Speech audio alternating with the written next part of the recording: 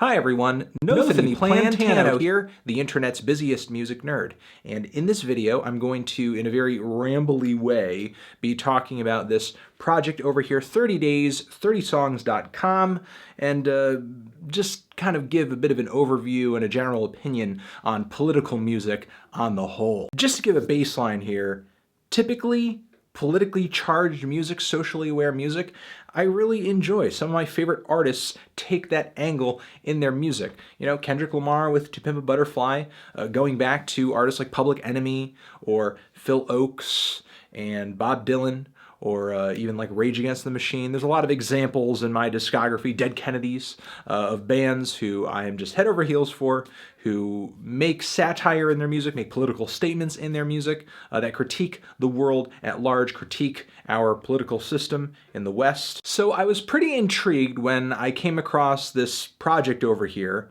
which is 30 days and 30 songs of anti-Trump songs that were either written about Trump or recorded sort of for this collection of tracks.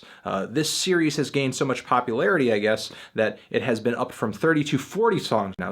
We have 40 songs from a myriad of different artists. Here's the full list. Whoa, or at least the list of people thus far. Whoa, that's a lot of people. And going into these tracks, I expected to hear some bad songs because, of course, there are a ton of bad political songs out there.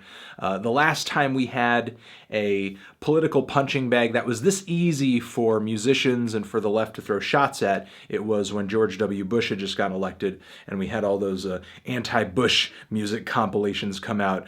Some of those tracks were notoriously bad as well. So I'm really not expecting, you know, clear skies and birds chirping in every direction on this collection of songs over here for a Trump-free America. Partially because Trump is so shitty, as I recently said in my favorite tracks video, that when you sort of throw shots at him, some of his shit is bound to splash back at you, because at this point, there's not really anything that could be said about Trump that hasn't already been said. When we look back on hardcore punk bands and hardcore politically charged hip-hop artists and some of the folk music artists of the 60s making politically charged music, a lot of the time, the sentiments in these songs were not necessarily mainstream sentiments. They were speaking truth to power.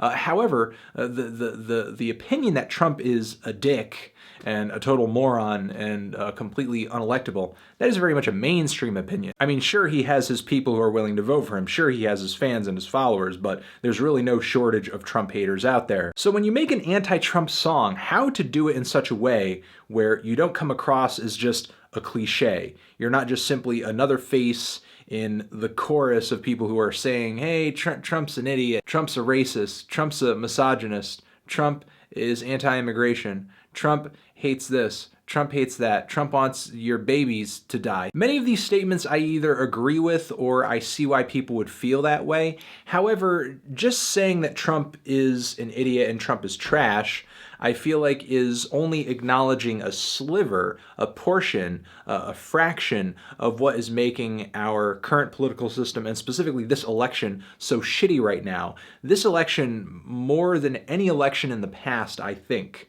from what I understand of presidential history and all the elections that I have paid attention to and participated in, this election, more than any election, has really been the choice of the lesser of two evils. A friend of mine the other day had posted a meme on the internet that actually made like a solid point to me, that electing Trump would be an endorsement of everything that's wrong with our culture, while endorsing Hillary and voting for Hillary would be a vote for everything that's wrong with our politics. All the corporate interests, the lack of transparency, the lies, the hawkish foreign policy, being in bed with Wall Street. And of course, in pretty much every song that I've heard in this list thus far, there's no room for that nuance. There's no room for that discussion of, hey, listen, while Trump sucks, there's really something wrong with the system in general that, for whatever reason, these are our choices. Now, there are some songs in this list that I actually think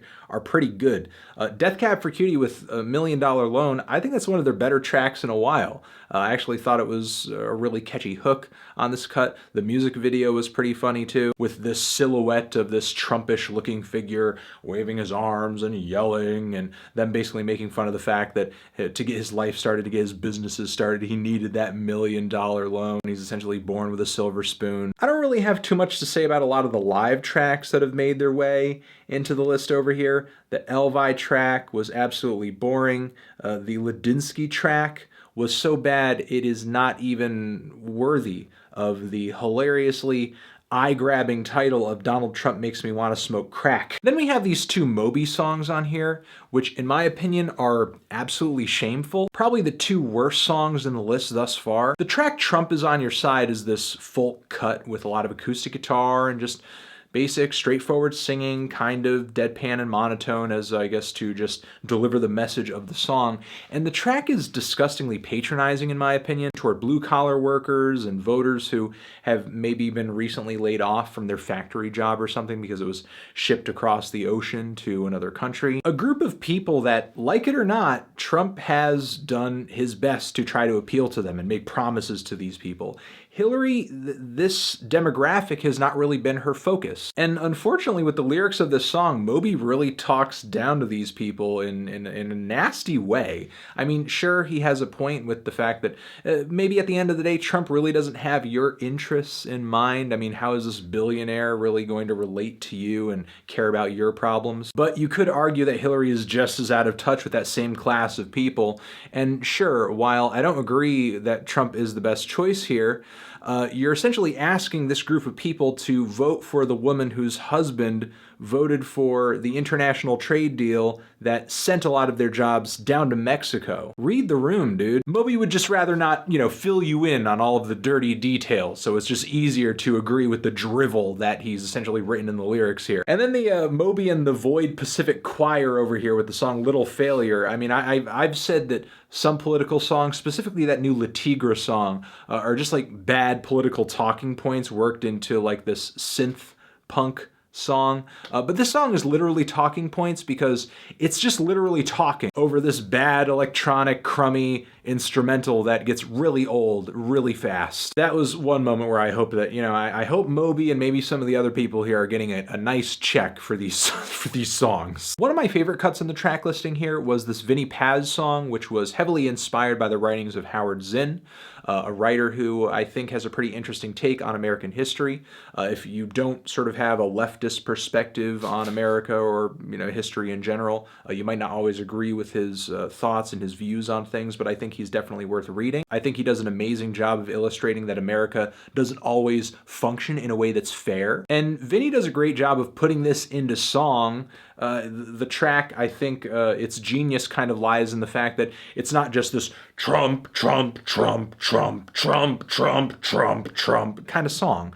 It's this general overview of America's social and political malfunctions, starting off with the injustices of World War II and moving down the timeline from there. The Yesu Sun Kill Moon cut on here is very wordy and entertaining in a sense. While I'm not completely head over heels for it, I think Mark's little rants throughout this track, especially the one moment where he's like, "Hey, this is coming from my heart. If you don't like what I'm saying, fuck you. Go listen to Bye Bye Miss American Pie." There's that and many more amazing other spots in this song. And of course, like a section of it about Trump. This song and I guess some other songs on here feel like they're just merely referencing Trump here and there. They're not so much like totally about Trump, or they weren't maybe written for this compilation. I'm not entirely sure. I can't totally say. I know with those Bush compilations, for example, there were some tracks that pre-existed that compilation, or were only maybe like loosely affiliated with sort of the Bush theme of that compilation. So I'm kind of getting a similar vibe here with these 30, 40 new songs. The Jim James song on here was pretty underwhelming, and then the Jim James and Andrew Bird song, Deeper, into the list was pretty underwhelming too. The Clipping song, I actually liked. I thought it was pretty good. I wasn't amazed by it. There were some points where I thought the lyrics were maybe a little too forgiving toward Hillary, but I agree with a lot of the sentiments about Trump in the track. I think instrumentally, it's pretty well constructed. I also thought that sort of moment where they say, "She will not lose," and the way that each one of those words sort of follows with a line that kicks off with that word was actually a pretty smart, creative way to structure a rap verse. I guess my issue with a lot of these tracks at the end of the day is that when I listen to a song that tries to come through with a political message or an idea or something, what's important to me is the truth of the message. And a lot of these tracks to me only get to a portion of the truth. Sure, like Trump is shit. You know, that's just the easiest statement to make. That's just the simplest, most plain as fucking day statement you can make. Trump's flaws are really plain as day, and even people who are voting for him and who are fans of him acknowledge that those flaws are there and are constantly trying to reason them by saying, "Oh, you know, that was just locker room talk when he said, 'Oh, grab her by the pussy.' Oh, he actually meant this. Oh, he actually meant that. Oh, he didn't mean to disrespect POWs. He's just such an odd character." It would really be an international embarrassment in a lot of ways. But the opposing choice of politics as usual isn't necessarily an exciting option, especially when politics as usual is what so many people, especially Bernie Sanders supporters, have had so much unrest and so much anger over in the past year. Now, one of the worst things about this website has really nothing to do with the songs at all. But once you go deeper into the site, you click on one of these songs, you actually see like this little column over here with some messages displayed for you to read saying, "Hey, if you're this kind of person, read this. If you're a feminist who can't get behind Hillary, read that. If you're a Bernie Sanders supporter who doesn't really care for Hillary, read this other thing." And each one of these pages reveals a horribly underwritten paragraph of text, each of which takes this really patronizing tone, like, "Wow, I've really clicked on this just to be talked down to, like I'm a total fucking moron. Bernie Sanders is no longer running for president." No shit. He has thrown his support to Hillary Clinton, and he is actively campaigning for her. If Bernie supporters vote for Hillary Clinton, Trump will be unable to win. If they don't vote, they will assist in electing Donald Trump, a billionaire who has not paid taxes in 20 years. Yes, as have many of Hillary's donors too. What's your point? This paragraph here completely ignores the fact that Bernie Sanders supporters have voted for Bernie and supported Bernie based upon policies that he supported, that they liked, that appealed to them. They didn't just vote for Bernie because they just thought he was a cool old Jewish guy. They liked what he stood for. What he stood for is not what Hillary stands for. So Bernie supporters are not happy. And I don't think talking to them like they're children is necessarily the way to win them over. Nor is it the way to talk to Obama supporters or people who care about transparency in government. This is a good one. Trump's campaign has exhibited a historic lack of transparency. He is the first candidate ever to release his tax returns and has repeatedly lied about his reason for not doing so. Trump claims that he cannot release his returns because he was being audited, but the IRS commissioner has da-da-da-da-da. Like, all right, hasn't Hillary shown a historical lack of transparency as well? I can't recall an election recently where there's been so much hubbub over a candidate's emails. Personally, I'm tired of the damn emails as well. But the thing is, if there's classified information there and it's potentially leaking to places it shouldn't be, that's kind of like, you know, breaking the law and shit. And I don't know, if you're vying for the highest office in all the land, I think you should be able to follow the rules, you know, some simple rules. I think it's a pretty basic requirement, honestly. And on top of that, I feel like the media and the public in general has just barely scratched the surface of this issue of, hey, look at all these foreign governments that have given the Clinton Foundation millions of dollars. Does that in any way impact the way that Hillary runs the State Department? All of the ridiculous things that have come out as a result of the Podesta emails. I mean, I, for one, have read a lot of them, and I don't really think there are too many smoking guns there. But the fact that Hillary and her camp talk so callously about the American people and sort of filing them into the election booths based on demographics and this and that on election day. It's like they kind of see us as cattle just be herded into the direction that they want us to be herded into. And that's a little disheartening. I especially love that Killer Mike sort of turned that one email in relation to him into a piece of merch. He earned that. He deserved that. Make your money, dude. Make your money. All that being said, this collection of tracks thus far has been pretty shaky, and I anticipate the rest of them to be pretty shaky as well. I don't anticipate that there are going to be too many more amazing songs in these 40 tracks, because a great deal of them thus far, again, are pretty crummy musically and lyrically, and only get to a part of the truth of what's going on this election season. And still, even with all these songs, the best anti-Donald Trump song recorded is really YG's Fuck Donald Trump. And honestly, I think it's really the only song that needed to be recorded as an anti-Donald Trump song, because really every other song has fallen short of that track in a significant way, in my opinion. Leave it to YG, dude. You know, you figured one of these conscious rappers would have come out first with a Fuck Donald Trump song that hit it big on the internet, but YG was doing it first, dude. And no, I don't want to hear the anti-Donald Trump song you came out with on your SoundCloud the day that he announced that he was running. I'm sorry. I'm gonna leave it here on that note. Thank you for watching my rambly thoughts about the election, political music, these songs specifically, and herp de derp de derp de derp. Transition, have you given any of these anti-Trump songs a listen? Did you love them and did you hate them?